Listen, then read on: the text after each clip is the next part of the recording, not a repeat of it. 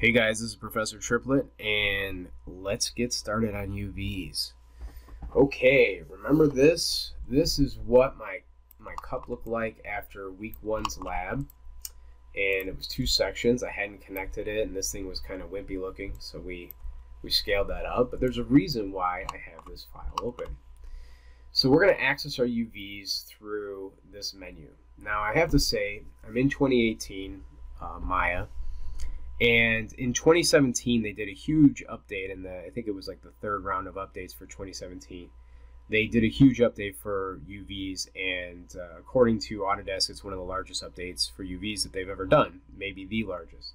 So what you are seeing in my panels may be a little bit different for you, but the method I'm going to first show in this tutorial will be something that anybody on any Maya at least since maybe 2012 or up should be able to do, but the icons might look a little bit different, and the places in their menus where these items are might be a little bit different. So if you're following along, you will have to pause and figure out where these actual tools are.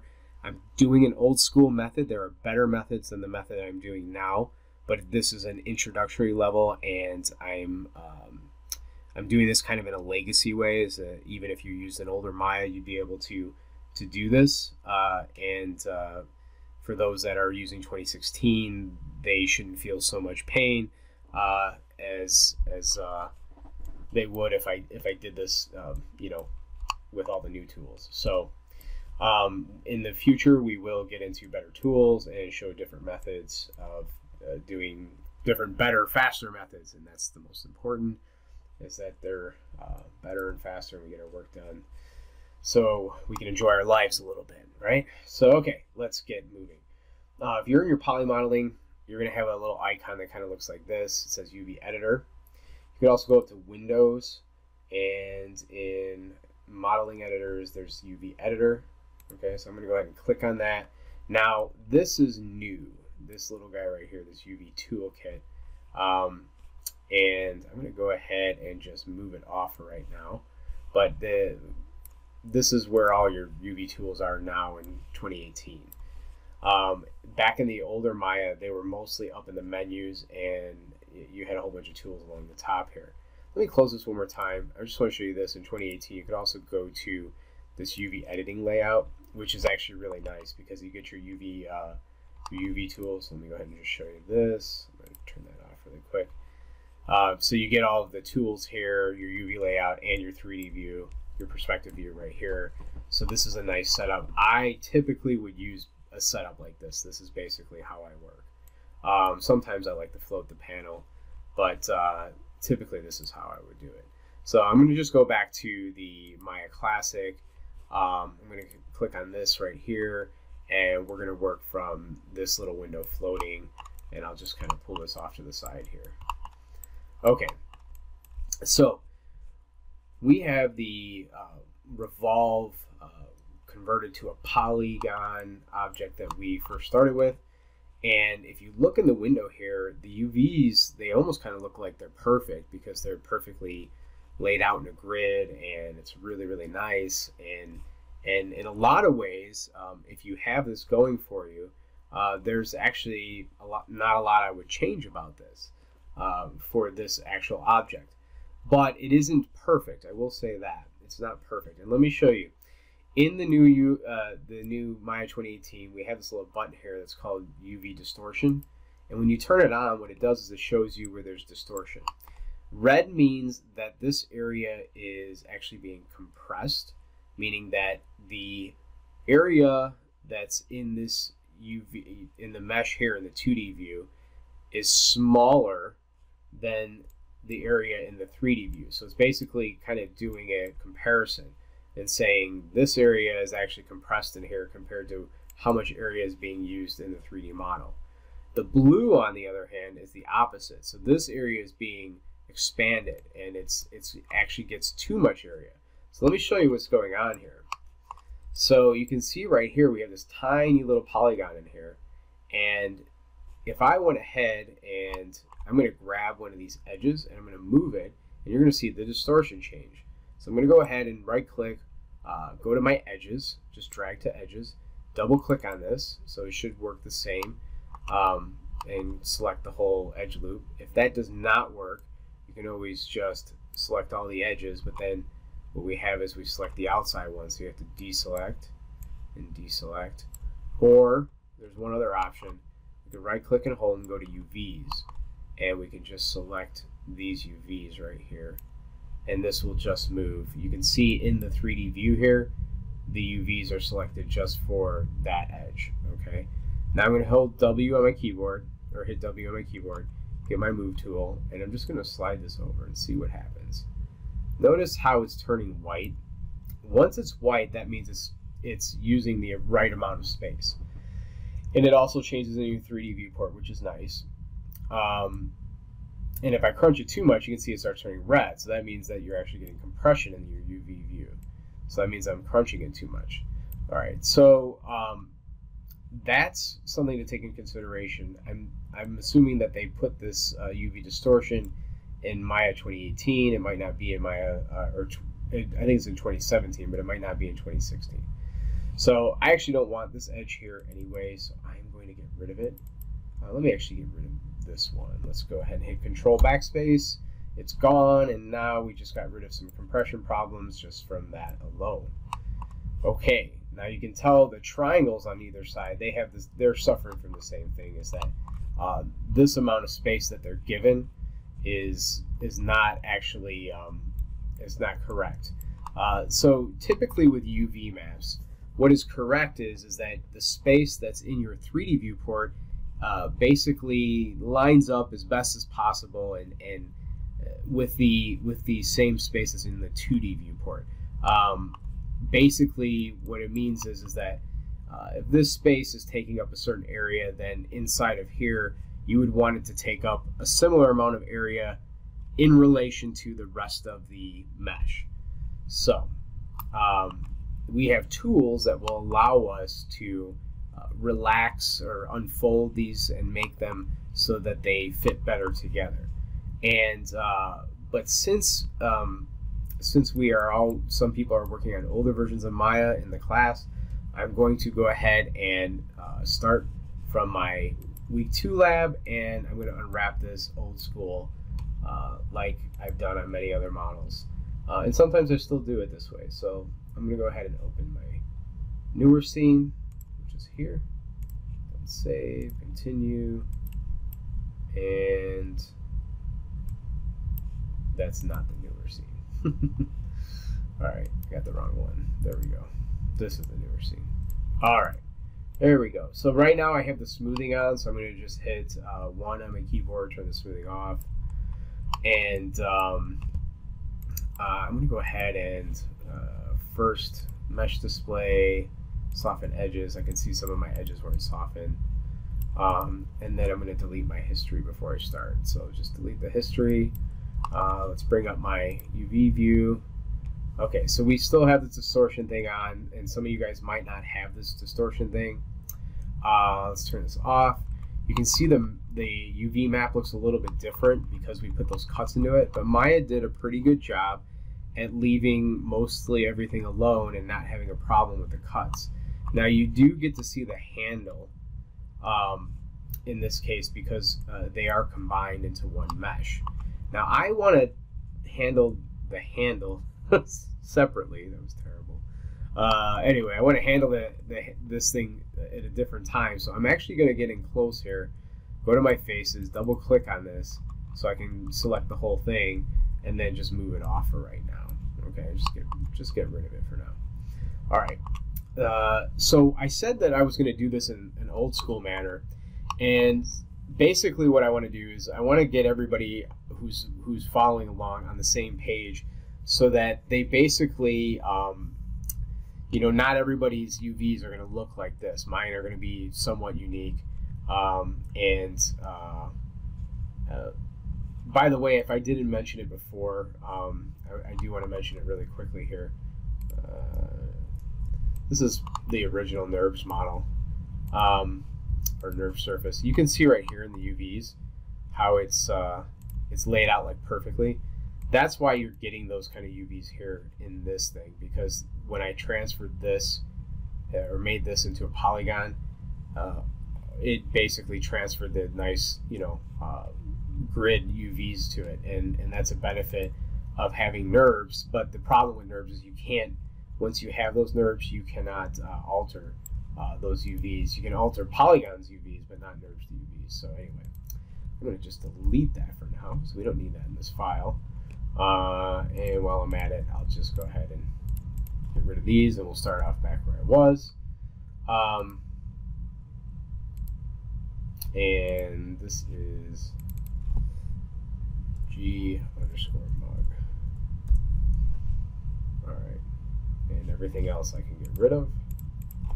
Just a little house cleaning while I'm here. Okay, let's save this file off. Okay, back where we were. All right, so I want to make this so like everybody kind of starts on the same page. Your work will look a little bit different because everybody's model is a little bit different. But what I'm going to first do is I'm going to go to my polygons, and I'm going to select all of them. And there's this little thing up here that looks kind of like a box with separated edges. And if you scroll over it, it should give you a reading. Well, it's not, but it's a UV projection tool, so it's like an automatic unwrap. Let's see here. Automatic. I believe this is the same tool. Yeah, that's the one. Okay, so it's what's called an automatic unwrap. If you hit that, what it basically does is it takes planes, puts it in a box formation, if you will, and shoots the UVs from different sides, and then it just lays them all out in here.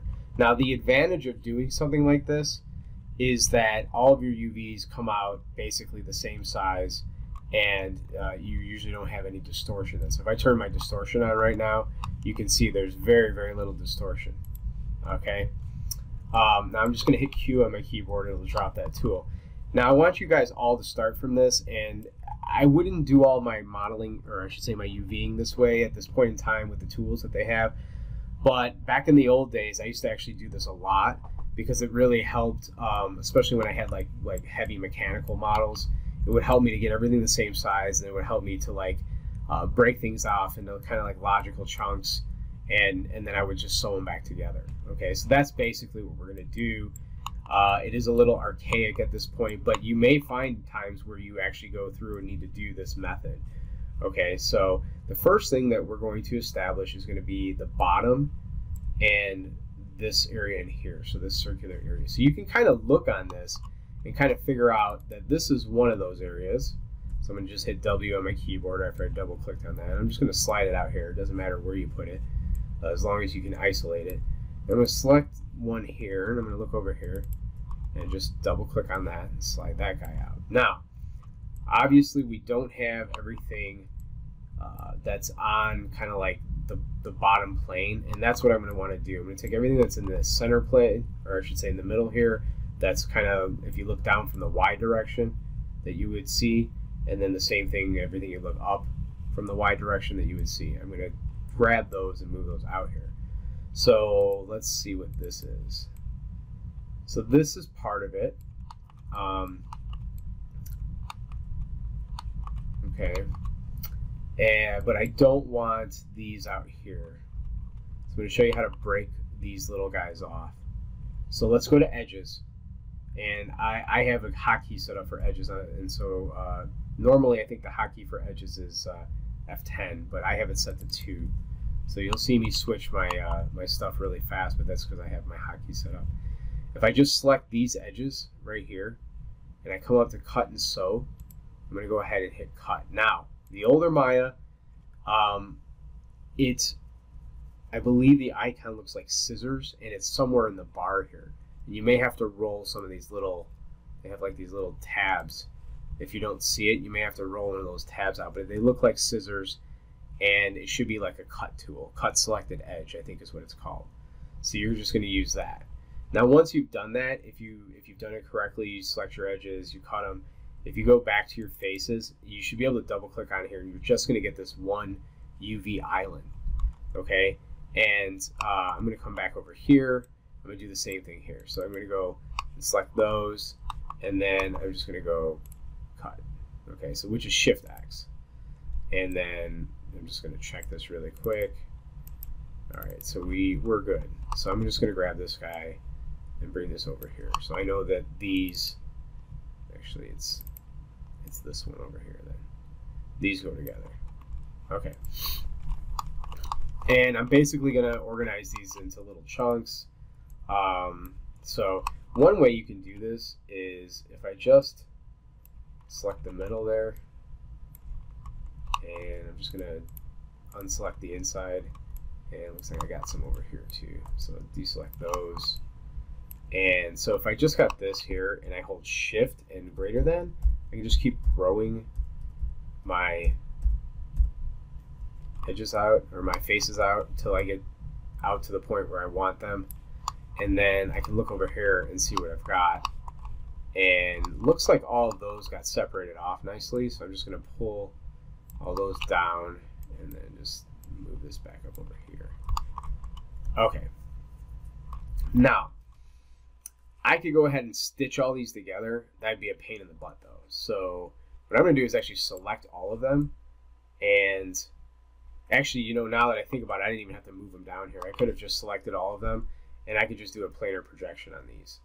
So this is basically this planar projection that I'm holding my mouse over. It's the same thing as this, but it's just one of the planes. And when I hit that, you're going to see that it does this goofy stretching looking thing here. It doesn't look right. And the reason why is I'm going to bring my channel box out. I'm going to show you what it's doing. By default, the tool is set to stretch the polygons out to the whole box. So when I say box, I'm talking about 0 to 1 space. And this is something you should definitely be talked about when you're learning about UVs. So there's, you know, we're talking about like a Cartesian coordinate system where you have 0 in the X, and then you have 1 in the X's right here. You can kind of see these grid lines here. Let me make it bigger. You can see these grid lines here. Okay. And then, of course, you have 0 to 1 in the Y, and then, you know, it comes over here, and this is 1 and 1. So basically what it's doing is it's stretching it out. And the way I know this is it says projection width. It says 21.89. And then it says projection height 2.59. So really what's going on is that the width and the height are different. And what I want to do is actually want to make this square. So to do that, I'm just going to select both boxes and put in 21.89 and hit enter. And now this is what the projection would look like in a square fashion. And actually, I didn't mention this before, but there is like a widget within the view. And I think if you don't see the widget over here on this panel here, you should see this little icon here. If you don't see it, you're looking for this, and you can turn it on. Let's see. It's not that important to have on per se. It's just important to know that you can manipulate it through your channel box. And so what I want to do is I don't want it going off to the side like it is right now. What I actually want is I want it to be rotated 90 degrees. So I'm going to rotate it in the X and put in 90. And so now it's basically facing the right direction. Okay, it might actually have to be, I wonder if it's negative 90. I'm not going to worry about that right now. We'll figure it out later. Okay, so I'm going to move this off, and now those are all connected. And I noticed that in this one I did not have that edge removed. So let's just get rid of that edge really quick. Control backspace. Actually, I want this one. Control backspace. There we go. Now it's gone. All right, so I'm going to grab this face, double click on it, and I'm going to go and I'm going to unfold this. Now, unfold is a tool that basically relaxes all the faces so that they're close to the same ratio as the faces in the 3D model, and it tries to make sure that you don't have a lot of compression, and it's a nice algorithm so that you don't have to hand manipulate all your edges and stuff. So it's in the 2018, it's in modify, and it's down towards the bottom here. It says unfold, which is Control U. But the icon that you see here, and I'll show you actually in the modeling toolkit, if I can bring it down here. This icon is the same in 2016. So if you're using like 2016, you should see an unfold icon. And it's either in the bar there or it's in the edit menu. There's definitely, in 2016, almost everything's in the edit menu. So, well, not everything, but a lot of the stuff's in the edit menu.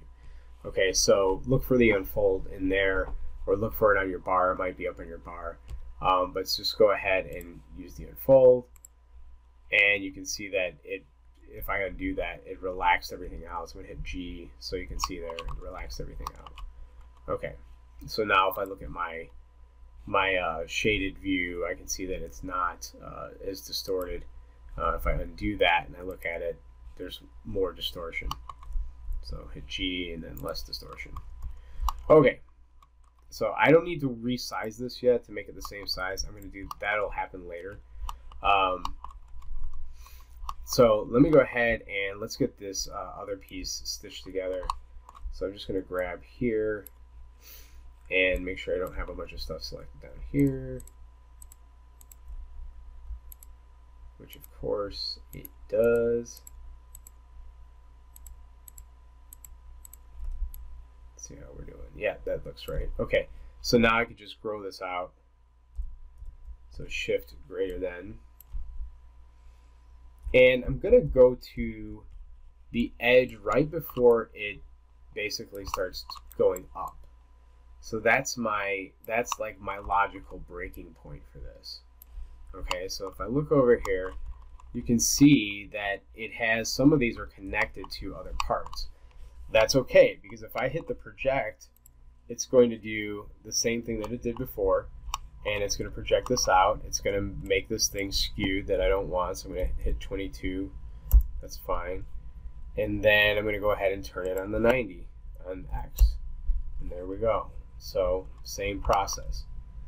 So years ago, before we had all the fancy tools, this was, you know, part of the way that I would go ahead and do some of my UVs. And it can be time consuming, but you know, it is what it is. So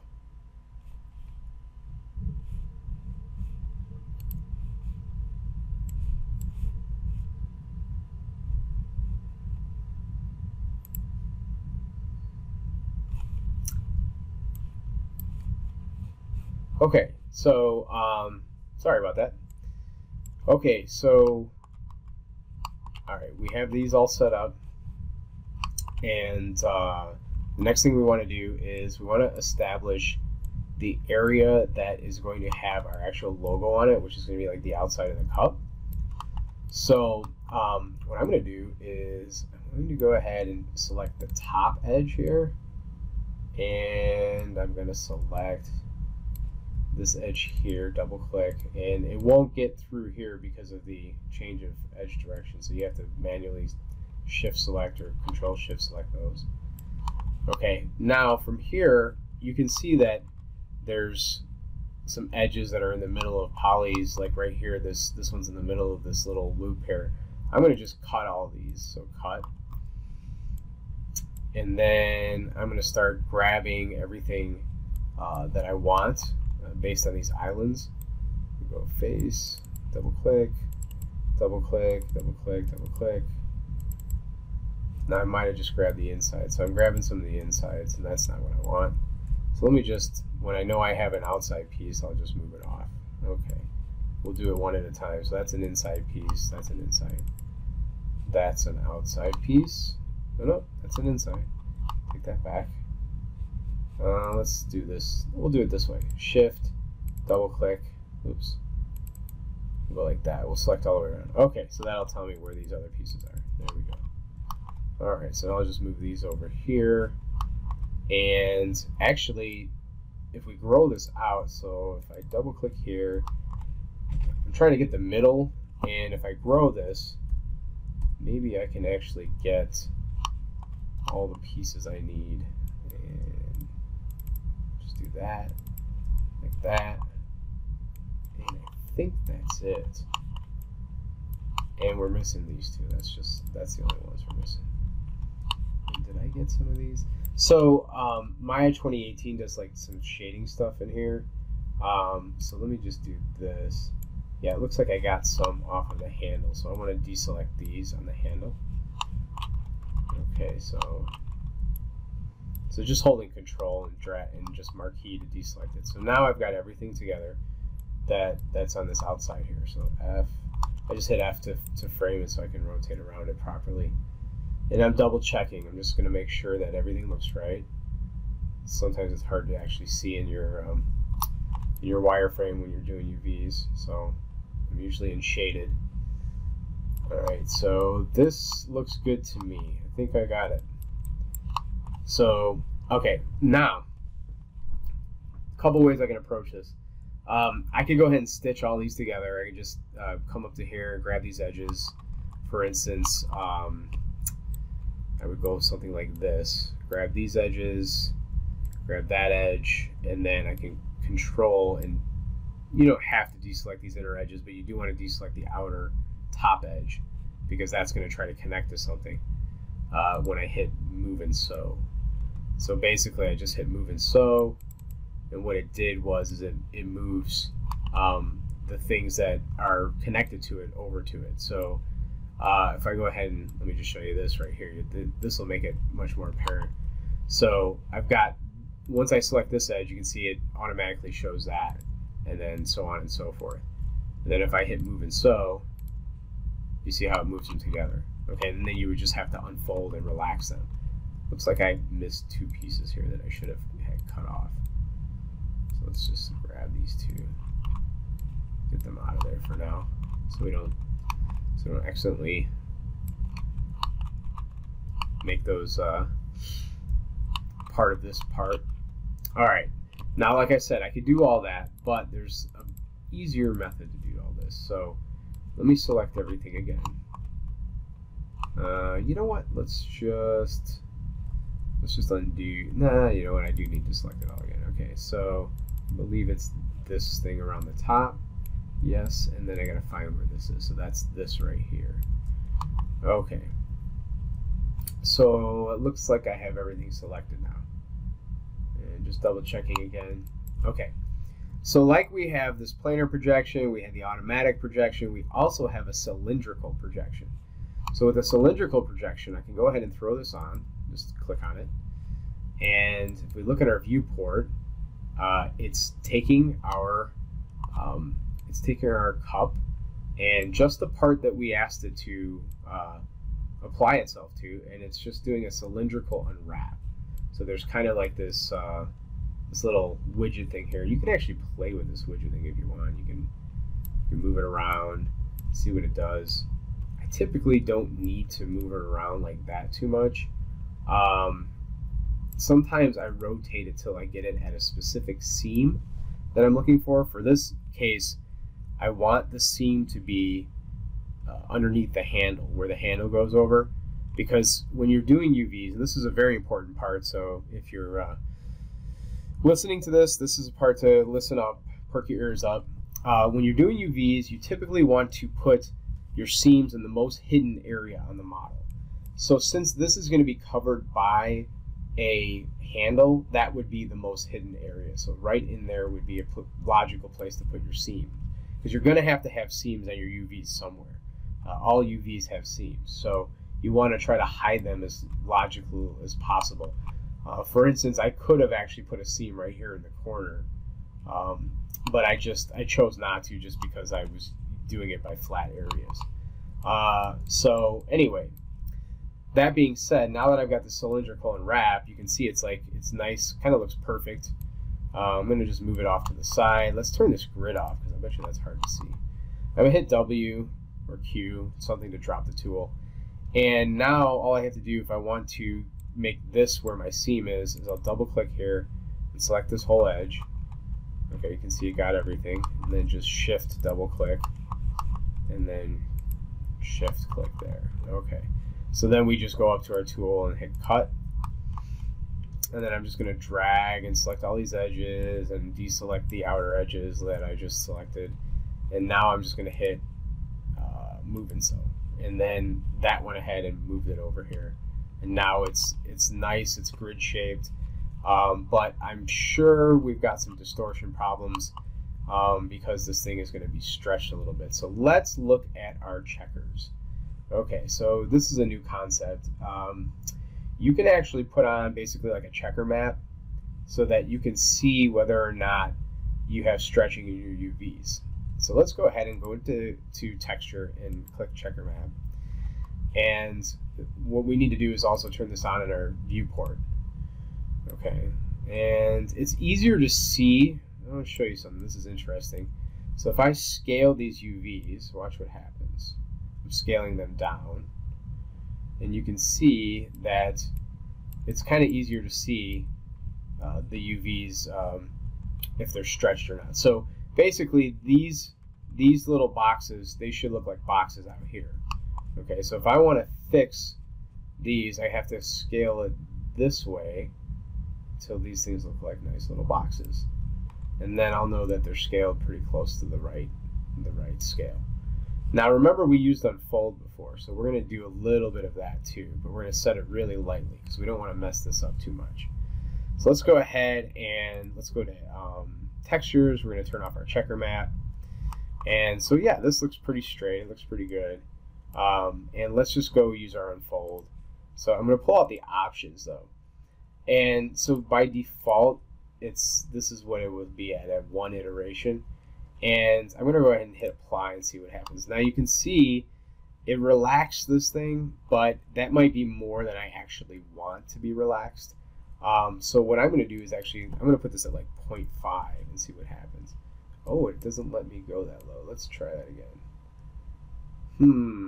It might be that it needs a whole number, an integer. So I thought I could set that at maybe the legacy allows you to 0.1.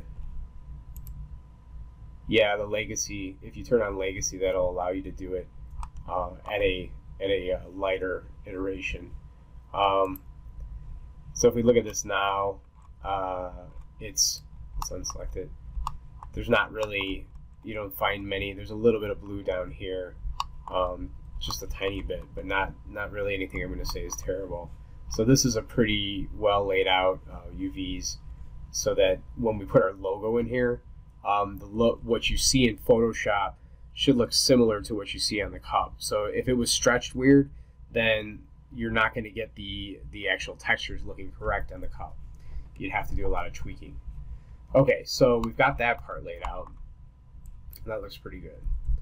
So I know everybody that's working on this, your project may look a little bit different because of the fact that none of our cups are exactly the same, but it's the principles of what we're doing that's important, not necessarily like the exact steps. So now let's just go and repeat what we did before by grabbing all these pieces, and I think that is the whole inside of the cup. So, and we can do the same cylindrical effect, and let's go ahead and just look at this, and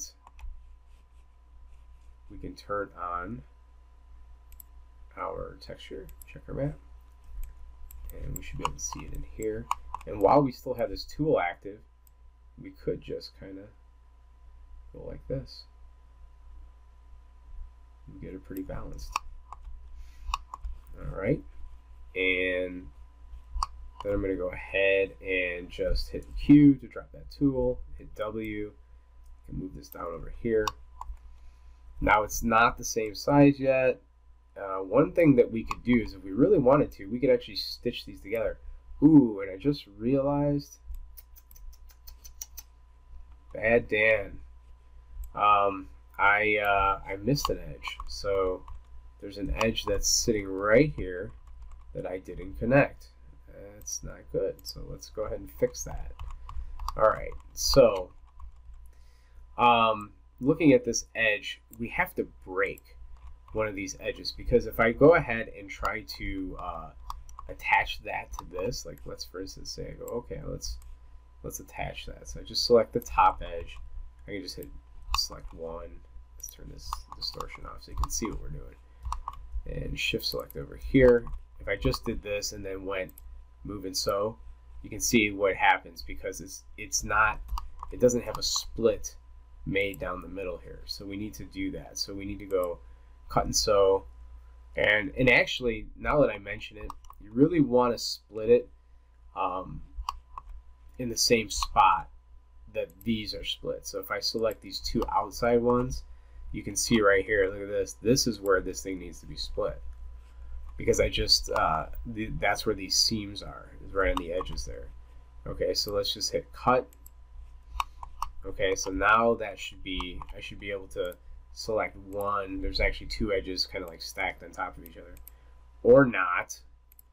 What's the deal? I should have cut it.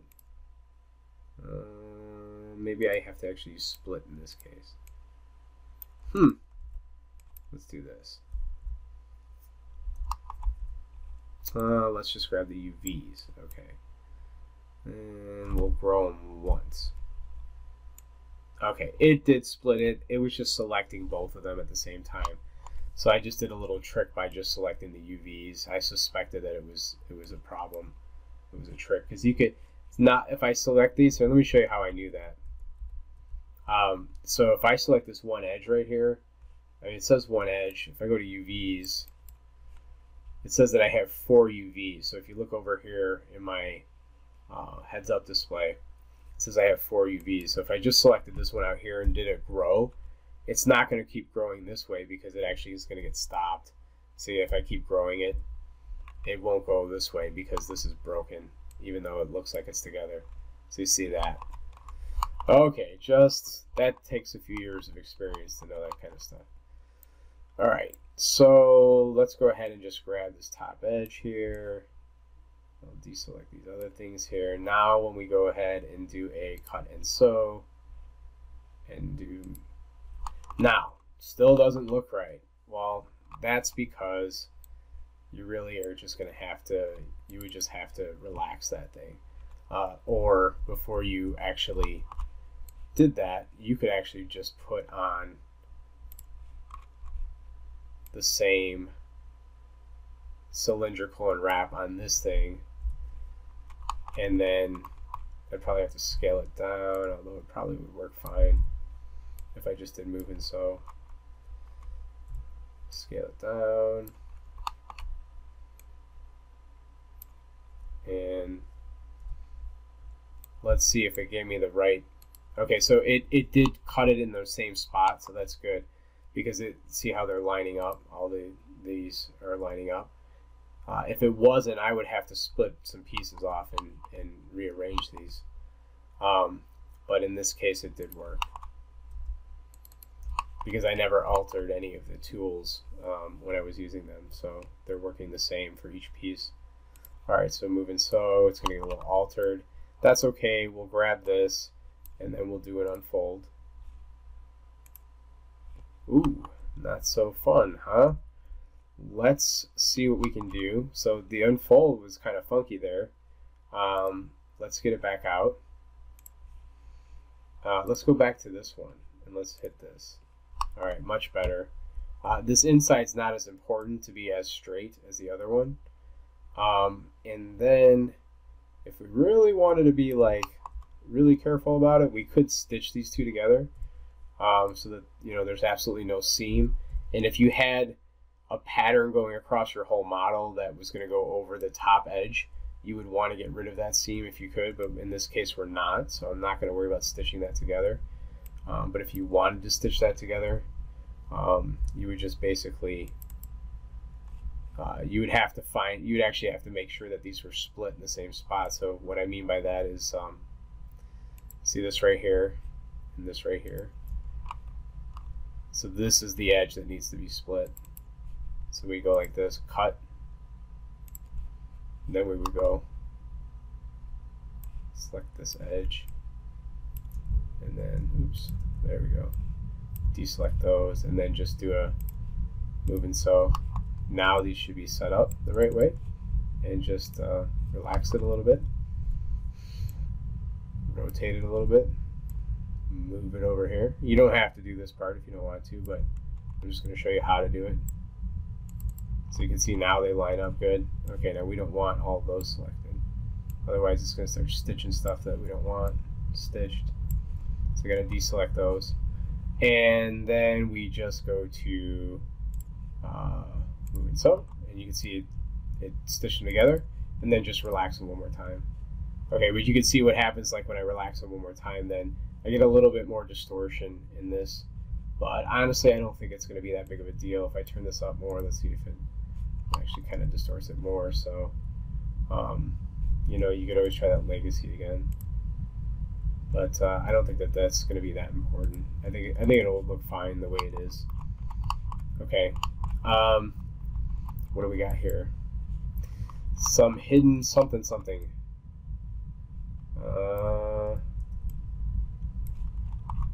Somehow I messed with this piece and screwed it up. I must have had it selected on accident.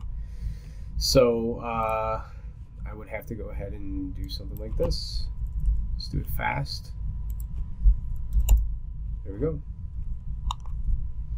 So you can imagine, I mean, this right now we're at 41 minutes, but if I was doing this fast like that, even though this is like an older method, you can still stitch stuff together pretty fast, especially if you have hotkeys set up. I could probably do this in less than 5 minutes if I didn't have to explain everything. Maybe I'll give it a try at the end, like redo it, like, and see how fast I can do it. Challenge myself. Okay, so the last part is the handle. Let's talk about the handle. So the handle, just like the body of the mug, we want to hide the seam. So since this is the most logical seam to hide, we know we're going to have at least a seam somewhere. So we want to hide this seam in the inside here, because that'll be the place that'll be least seen by anybody. So if we had any kind of reason why a seam showed up in a render or in, you know, whatever real-time engine we're using or whatnot, it would be seen less because it would be in that little spot right there. So the first thing I want to do is I select that seam, and then I'm just going to cut it. And then from there, this is like the other side of it, basically. Of course, we don't want these other parts, but we would build from this middle point out. So we just take this face and kind of move it out here, and you can see that that face doesn't go all the way up here, right? So we want to first stitch these edges on. So let's get these together. And we can actually stitch, we can go like this and do both at the same time, and just go move and sew, and it'll pop both of those on there. And so I think these go right up to the mug. So that's gonna be where we're gonna stop with those. So just make sure you know where you're at. Like, you want to know what's here and where it relates to what's on your actual model. Okay, so from here I can just shift double click, and you can see all this selected. Now I also want this to stitch too, so I'm going to select that little edge right there. So these are all going to stitch together, and like I said, we can actually do both sides at one time. Maya will allow you to do that, so we can just go ahead and do move and sew. And it looks funky, but let me fix that. I'll just double click it, and let's go ahead and unfold. And then you can see it looks way better already. Okay, what's this guy? That guy goes there. Let's go to the edges.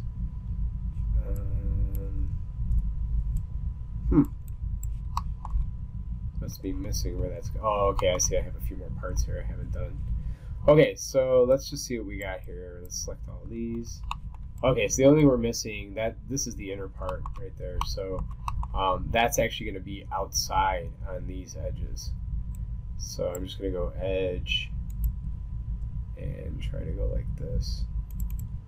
Double click, and then I can do the same thing on this side, because I know there's another side right there. And then we will do move and sew. And so you can see that there were some parts that didn't connect. So we just grab those and just hit G on your keyboard to repeat your tool.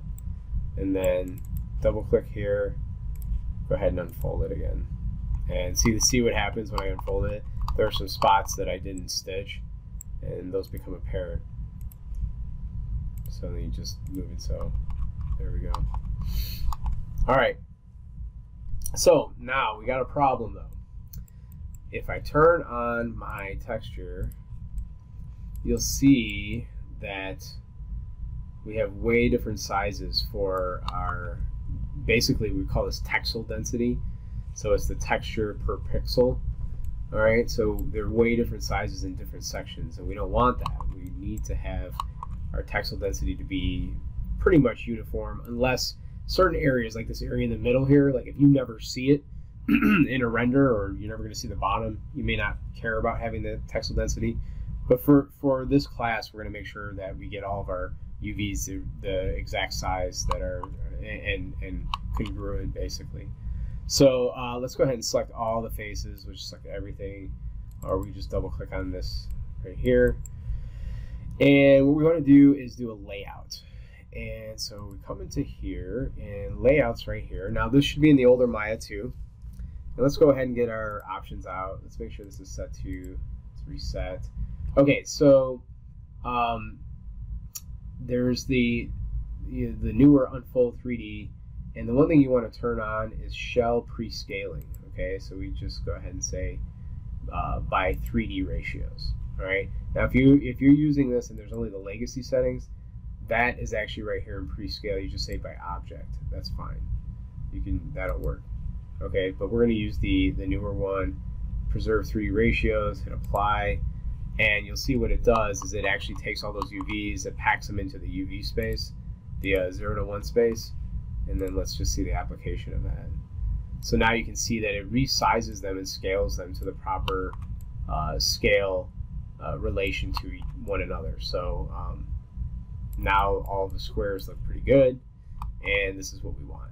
So let's go ahead and just turn off the checker map now, and we can turn on the grid. You can see we're in the 0 to 1 space.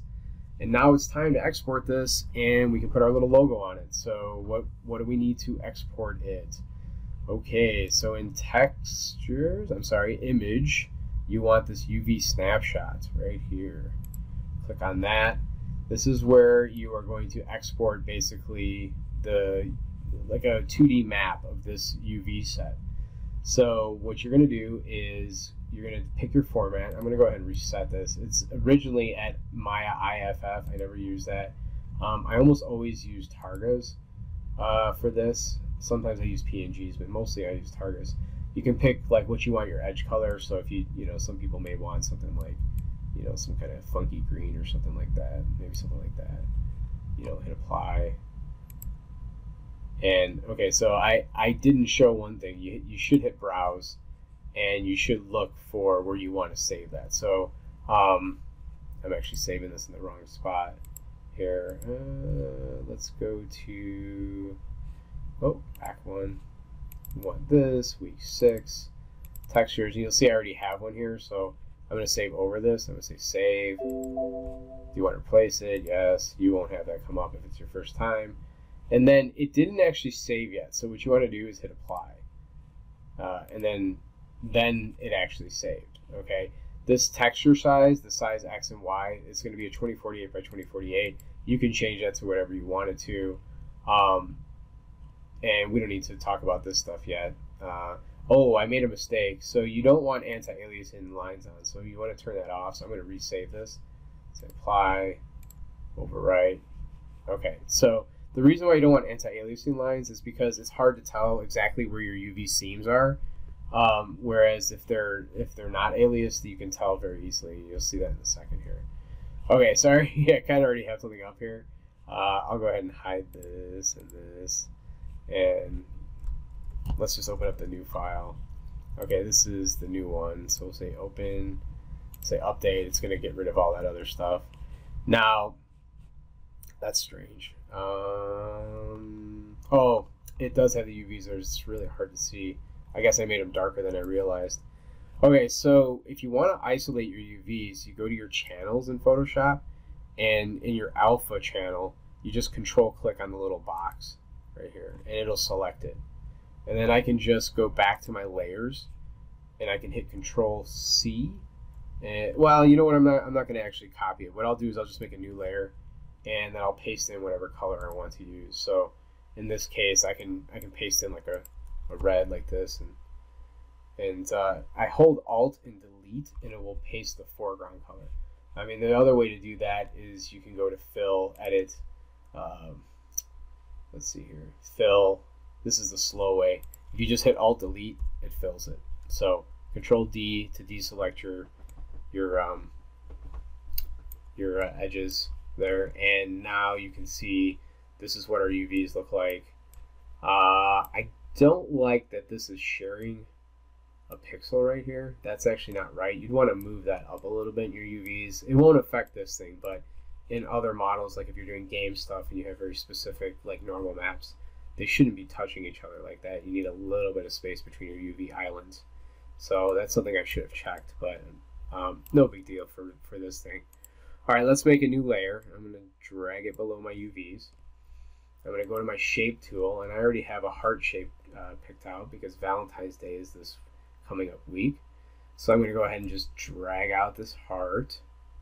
Make sure it's the right size. Now I'm looking at my handle here, so I want the heart to be in between this area where the handle is. All right, so I'm going to move this up a little bit. And this isn't a Photoshop class, so I'm not really teaching Photoshop, but if you don't know those controls, you'll have to watch another tutorial. I'm just going to select this tool. This is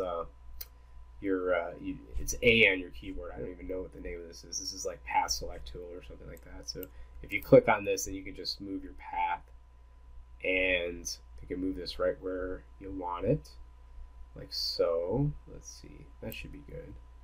And then if you right click, you can do make selection, and it'll ask if you want to feather it. So hey, what the heck, let's feather it by 20, and ooh, that's too much. Let's undo that.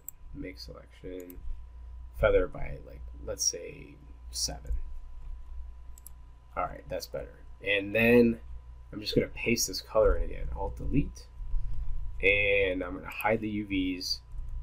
Control D, I'll deselect that. Now you can see I can still get this. I got this green in the background. So what I'm going to do is I'm going to actually fill the background up with black. So the way you can fill using your background is Alt Delete. So before I hit Control Delete, now I'm hitting, oops, I'm sorry, I said that wrong. Control Delete. You want to hit Control Delete. Control Delete fills with your background color. Alt Delete fills with your foreground color. I use those so much, I can't even tell you. Like, without having those hotkeys, I would be so much slower when I'm doing stuff. So that's just important information. So let's go ahead and save this out. JPEG is fine for this thing. I typically don't use JPEGs, but in this case, it's all right. So let's save it as logo color. I already had one in there. And then let's go into Photoshop. Let's close that. We'll leave this open. I'm going to go to object mode here. Let's delete the history. Let's freeze transformations. Doesn't need to be done because it's already frozen and good. And let's go ahead and just put a material on here. So I'm going to right click over this and go assign new material, and I'll pick a blend. And so my blend's right here in my attribute editor, and I'll go into my color, go into file, and then you go to this little folder here, and then you pick just find your JPEG that you just saved out, open, and now you don't see it yet. I just have to go ahead and hit 6 on my keyboard, and there we go. There it is, and it looks pretty much right where I wanted it. And if you want to be a little bit more, well, let's see really quick. You can see it right here. So that's where it's at. If you needed to adjust your UVs from this point, so there's no harm, no foul in just kind of grabbing these things, because like I said, they were touching. They really shouldn't be. Let's move that over a little bit. And if you wanted to move this around, you can adjust this a little bit, like so. All right, and that's how you would do get a logo on there. And you know, maybe you want your logo right here. So maybe what you want to do is go into Photoshop and just move it into this area, or do more graphics on this. I'm gonna go back to my blend. Just a little trick here. Go to File. I'm going to leave this as bump. I'm in my bump area. And I'm going to go into here. And I'm going to actually use the same thing. Open. And so the trick is that anything that's black will kind of recede, and anything that's lighter than black will bump out. That's kind of how bump maps work. Well, not kind of. That is how bump maps work. So since I knew that I could actually use the color map as a bump map, so you can see that looks like it's coming off the surface now, which is kind of neat. So that's it. That's 55 minutes of UV fun, and I'm sure there'll be lots of questions. So we might work on this for 2 weeks. So all right, thanks for watching, and we'll talk soon. Oh, by the way, this is why you don't typically want to use JPEGs, because you see that artifacting in there? That's probably from the JPEG. Watch this. Let's get rid of that. We'll go ahead and save this off as a targa is uncompressed, so you can use a targa. So let's go ahead and just change this to logo color. You don't need 32 bits. Just make it 24 because we don't really want the alpha channel in this one. Otherwise, Maya will actually read the alpha channel in, and you'll get like transparency stuff going on. You don't want that. All right, so let's go back to here. Let's go back to our blend. We'll just replace this file with the targa, and then we'll go back. This is to go back, and then we'll go back into here, do the same thing. And it didn't completely fix everything, but it's much better, much cleaner, because it doesn't have any artifacting from the compression.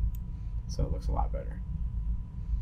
Okay, just a little old school lesson there. Let's go ahead and just check this, what it looks like smooth. So I'll hit 3 on my keyboard. And yeah, look at that, look at that. Happy Valentine's Day.